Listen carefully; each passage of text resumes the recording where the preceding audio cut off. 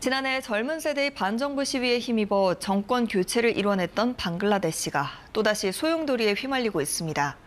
혁명의 주역이었던 학생 지도자들이 잇따라 총격을 당하면서인데요.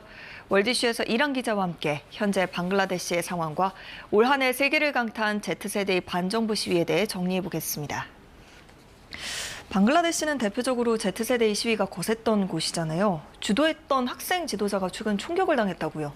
그렇습니다. 하디라는 32살의 학생 지도자인데요. 지난해 방글라데시 하시나 정권을 무너뜨린 학생 시위단체 인퀼라브 만차의 핵심 지도자였습니다. 샤리프 하디는 지난 10일 다카엔 모스크에서 나오던 길이었는데요. 복면을 쓴 괴한들이 갑자기 나타나 총을 쐈고 하디는 머리를 크게 다쳤습니다. 싱가포르까지 이송돼 치료를 받았지만 결국 엿새 만인 18일 숨졌습니다. 여기서 중요한 게 총격 시점인데요. 하디는 내년 2월 12일로 예정된 총선에 출마하겠다고 밝힌 상태였는데 공교롭게도 총격당한 날이 선관위가 총선 날짜를 발표하고 하루 만이었습니다. 청년 지도자였던 하디의 갑작스러운 사망 소식에 극도의 혼란이 벌어진 건 물론이고요. 정치적 암살이라는 의혹까지 짙어지고 있는데요. 이 와중에 총격 사건이 또 발생했습니다. 누군가 또 총격을 당했던 건가요? 그렇습니다. 하디가 숨지고 나흘 만인 22일 방글라데시 쿨라시에서 또 다른 학생 지도자 모탈렙 식데르가 총격을 당했습니다.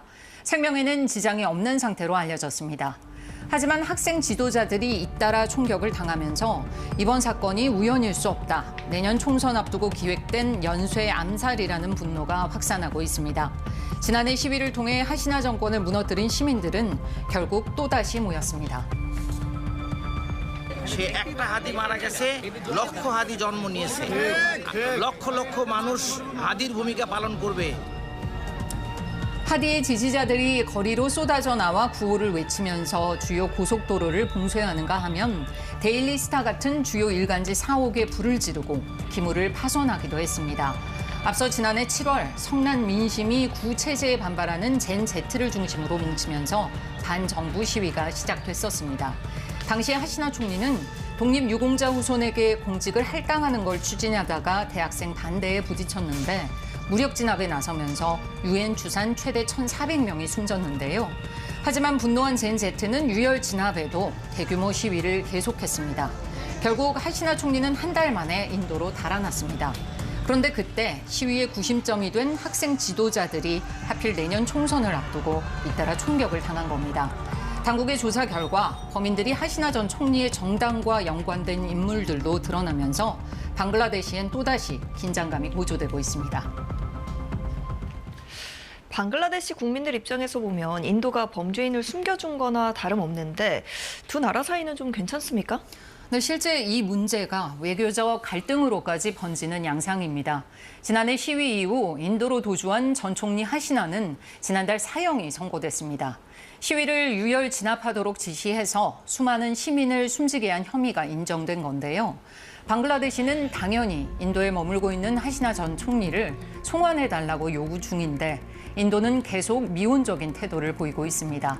그런데 이번 총격 사건 용의자들까지 범행 직후 인도로 도주했다는 정황이 나오면서 분노의 기름을 부은 셈이 된 겁니다.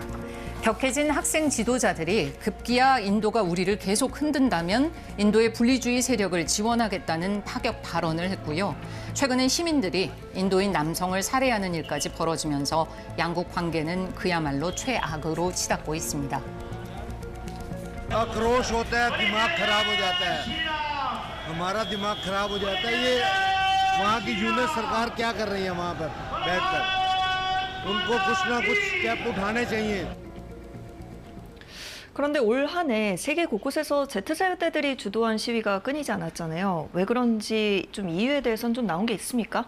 네, 그렇습니다. 이달 초 있었던 불가리아 총리 사임도 그렇고 젠 Z의 시위로 나라의 지도자가 바뀐 사례가 올해 속출했습니다. 그 시작이 지난해 방글라데시의 Z세대 시위라고 할 수 있는데요. 올해 9월 네팔 시위를 보면 젊은 시위대는 부패한 공직자들이 일방적으로 결정한 소셜미디어 차단에 분노했습니다. 결국 샤마르 올리 총리가 물러났고요. 그 뒤 시위 열기가 옮겨 붙은 마다가스카르, 불가리아 등을 보면 이들 시위대의 공통점이 더욱 뚜렷이 드러나는데요. 카네기 국제평화재단은 젠제트 시위의 동력은 부패, 정부의 권력 남용, 경제적 고난이라고 분석했습니다. 특히 경제적 불평등이 심해지면서 내 미래는 대체 어디 있나라는 청년층의 걱정과 분노가 근본적인 동기가 됐다는 겁니다. Z세대가 이전 세대보다 고질적인 부패와 권위주의에 대해 훨씬 민감한 것이 이들을 행동하게 만들고 있다는 분석도 나왔습니다. 월드 이슈 이랑 기자와 함께했습니다. 잘 들었습니다.